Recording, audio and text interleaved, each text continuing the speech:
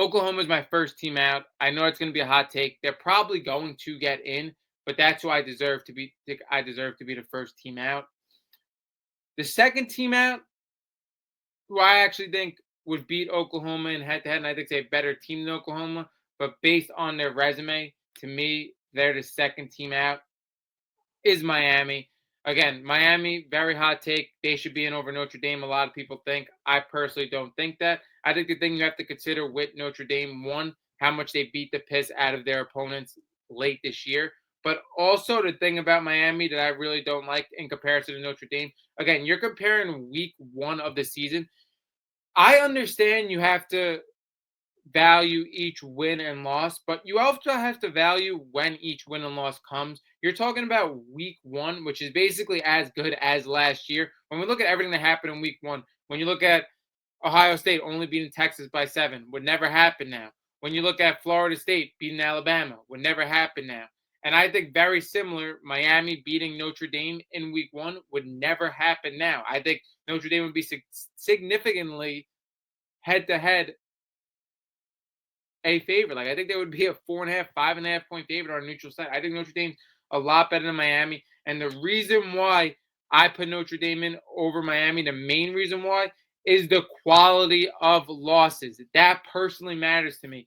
Miami lost to Louisville. Carson Beck had 4 turnovers. That was such an ugly loss. What's Notre Dame's worst loss? Is it to Miami, who again is a top 15 team in the country?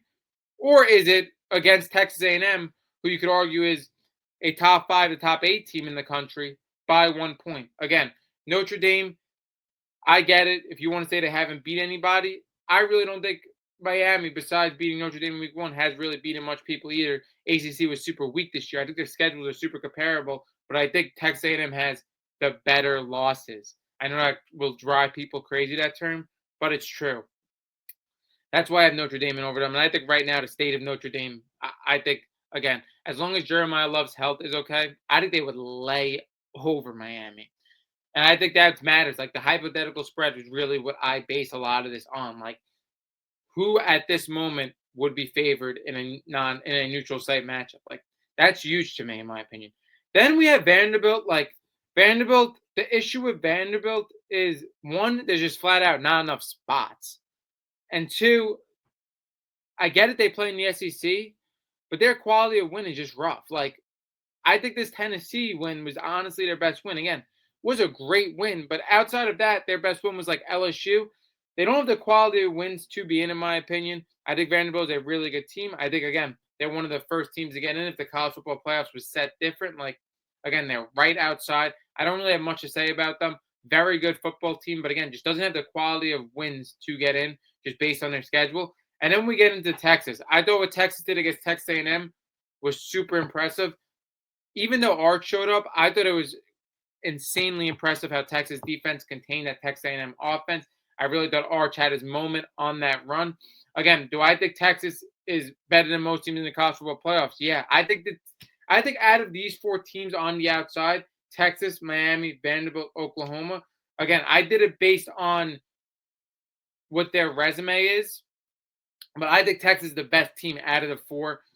Texas does have, again, quality wins. They have the best win against Texas A&M. My issue with Texas, and especially with the argument that Texas players has, like you're faulting us for putting Ohio State on the schedule. No, we are not faulting you for that. What we are faulting Texas for, in my opinion, is a couple of things. One, we're faulting Texas for losing to a 3-win Florida team. You take care of that, you're in. That's the major thing. It has nothing to do with Ohio State. You had a loss you shouldn't have had. Then, on top of that, 2 overtime games against a bad Kentucky team and against a non-college football playoff contender Mississippi State team. Those are also bad on your resume. And then against Georgia, you couldn't stay in that game for 4 quarters as well. I get it, that game's a lot closer than the score says, but flat out coach, going for it multiple times on 4th down when Georgia had the ball. And then the onside kick as well, stealing the possession. Like, they couldn't stay in that game. It's a lot more than just scheduling Ohio State on your schedule. I get it. If you don't schedule Ohio State, definitely increases your chances of getting in. But you could have took care of business multiple times, and you did not. Again, I think Texas is the most talented team out of the teams on the outside. Now we are going to go over my 1 to 12 rankings officially, what I think is going to happen. So 1, I have Ohio State. Again, I think they lay over the field. I think they're a reason why college football to some people might not be as exciting this year because I think they are so much better than every other team. Then Georgia at 2. I think you got to put the SEC champion at 2. I think it gets the nod over the undefeated Big Ten team that's going to lose the Big Ten championship. I think you got to put the SEC team over them. I think it's going to be Georgia. Like I said, I think Georgia's at a better state than Alabama right now. And I think it's very hard to beat the same team twice. I'm putting Georgia at 2.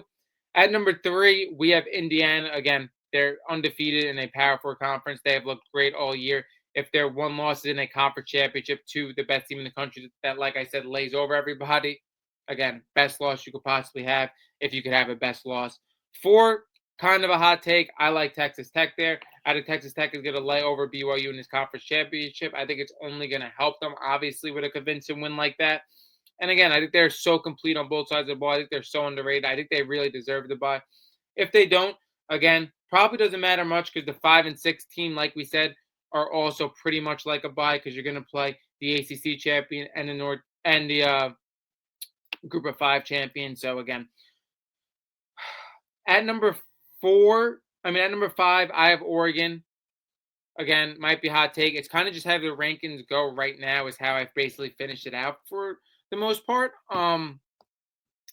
Oregon, again, a lot of people have a hot take on Oregon. Oregon with their schedule, they were basically in like from the start. Their schedule was pretty weak. And I get it. They don't have any really great wins, convincing great wins. They lost to Indiana. Again, they made mistakes in that game. And then their best win is going to be Penn State, which, again, I'm not underrating that win like a lot of people do. Penn State was at a different state at that time. And, again, you got to look at wins and losses at the state that they happened. Penn State was a contender at that time. They were playing in the toughest environment in college football. They got the win. I still think that's a pretty good win. But, again, with their schedule, they were basically in right away. At 6, I have Texas A&M. I think they slide over Ole Miss just because, again, with everything going on with Ole Miss, I think they might, again, put Texas A&M over them. Kind of a hot take. One-loss SEC team. Texas A&M, great year. 7, Ole Miss. Again, I'm rooting for Ole Miss probably more than any other team in this college football playoffs. I think the storyline of them going on a run would be insane. I hate what happened to them. We're going to get into that in a moment. At 8, I have Notre Dame. I think they leapfrog over Alabama just, again, because of this conference championship loss. I think Notre Dame is absolutely legit. I think, again, outside of Ohio State, I think they could compete with anybody else in this field. I think Notre Dame is so good. I think CJ Carr has developed so great throughout the year. I don't think he makes mistakes. I think they have one of the best coaches in college football.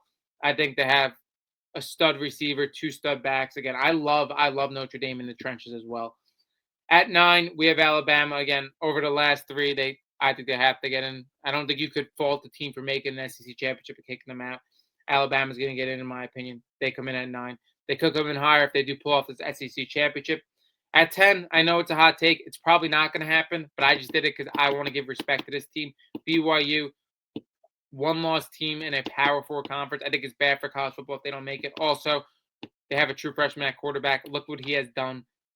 I like it. And then 11, Duke, 12, North Texas. Those teams have to get in if they win their championship. So that's how I have the college football rankings panning out. Again, you guys can comment down below if you agree, if you disagree. I know we have some hot takes there.